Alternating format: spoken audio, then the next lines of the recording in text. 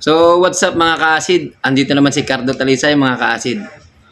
Shout out sa inyong lahat. Ngayon lang tayo ulit nakapag-vlog. Kasi nga, busy na naman tayo mga ka-acid. Isang buwan din yata akong hindi nakapag-vlog mga ka-acid. Ang i-vlog ko yung tungkol sa takot. Takot na tayo. Simulan nagka-acid reflux tayo. Natakot na tayo sa mga gagawin natin. Kaya kung tulad ako dati, halos ayaw ko nang lumabas. Ayaw ko na maligo. Takot na ako makipag-usap sa tao. Ganun ang mga nangyari sa akin dati, mga ka-acid. Kaya normal lang yan pag may acid reflux ka. Tsaka kasi nagkakaroon ka na ng anxiety. Tapos yung mga, takot na rin ako kumain ng mga pagkain na mga matatamis, maalat. Halos yun, kinakatakutan ko na rin dati. Ang dahil sa acid reflux, mga ka-acid. Takot ako, lahat na lang ng gagawin ko, puro takot na lang ang iniisip ko. Kaya hindi na ako makakilos ng maayos dati.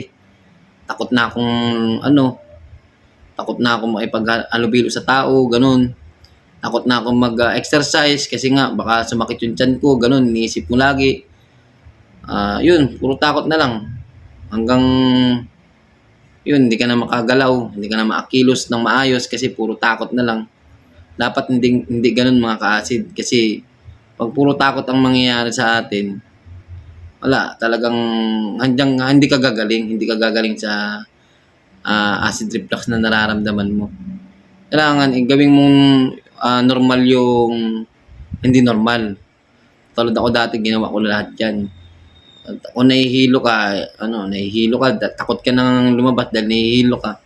Wala, hindi ko pinapansin yun. Hindi ko pinapansin yung hilo-hilo na yun dati. Lumabas pa rin ako. Ay sabi ko, kung hindi ako magtatrabaho, hindi ako kilos, sabi ko, dito lang ako sa bahay, walang mangyayari. Kaya yun, nasanay na rin yung katawan natin na ganun. Ganun lang. Ganun lang yung mga ka-acid. Hindi yung puro takot lang yung nangyayari. Tapos nga, yun dun sa doktor pa. Mga doktor, sa doktor, nagsabi din ako ng yung masakit yung nalamunan ko dito.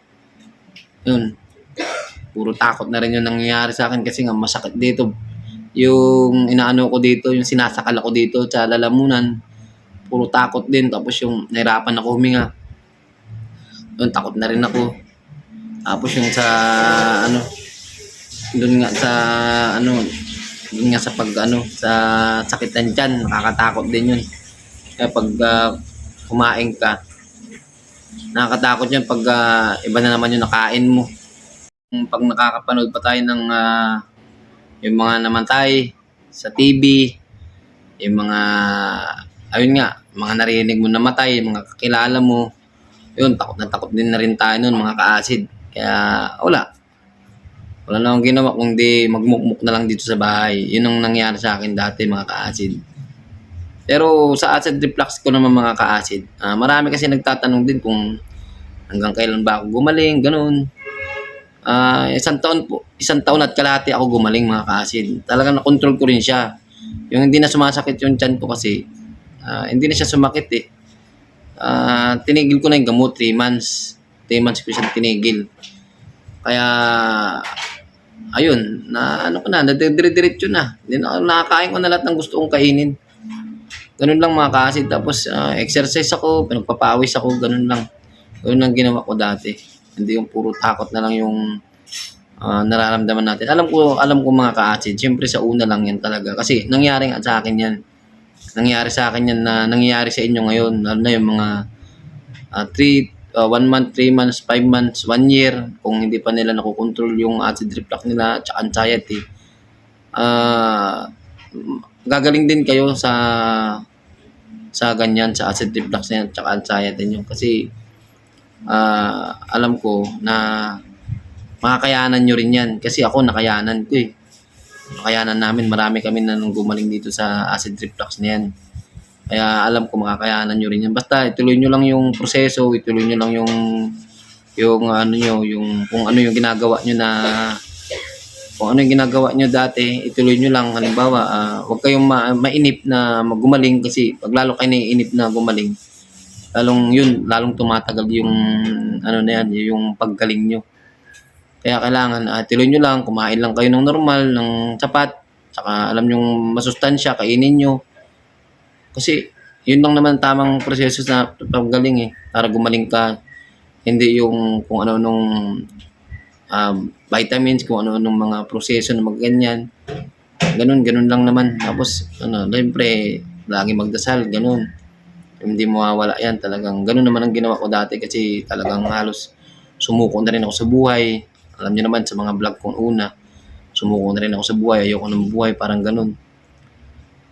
Kaya kailangan kayong wag ring sumuko. Alam ko sa mga, yun nga sa GC, nababasa ko yung mga